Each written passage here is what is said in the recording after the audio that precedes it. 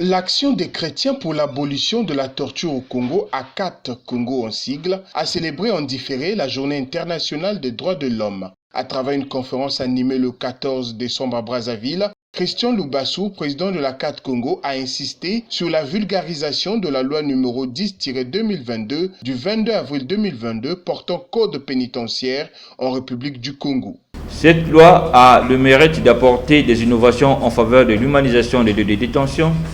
de l'amélioration des conditions de détention et de la lutte contre la torture en milieu carcéral, reflétant par conséquent l'expression même du préambule qui souligne que la reconnaissance de la dignité inhérente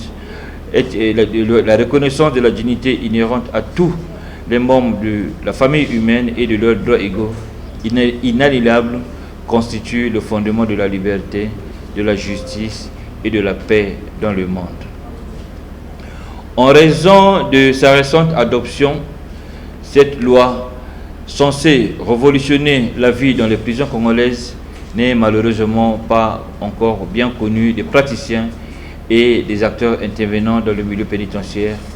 voire de la chaîne pénale. Cela impacte négativement son effectivité et réduit sa portée. En nous saisissant de l'opportunité de la célébration de la Journée internationale des droits de l'homme, la CAT Congo et la FIACA se proposent de célébrer cette journée sous le thème de la vulgarisation de la loi numéro 10-2022 du 20 avril 2022 portant code pénitentiaire en République du Congo. Aussi souhaite-t-il que cette loi ne soit pas jetée dans les oubliettes, mais qu'elle soit vulgarisée et appliquée. L'appel que je pourrais lancer, c'est juste dire au niveau du gouvernement que c'est une très bonne chose d'avoir pris cette loi,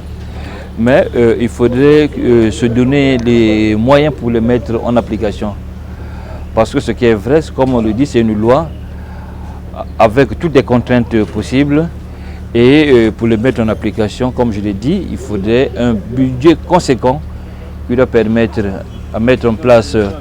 des centres de formation pour la réinsertion,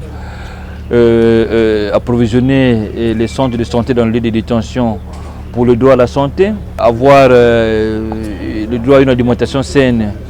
pour la nourriture. Donc je pense que le gouvernement devrait déjà penser à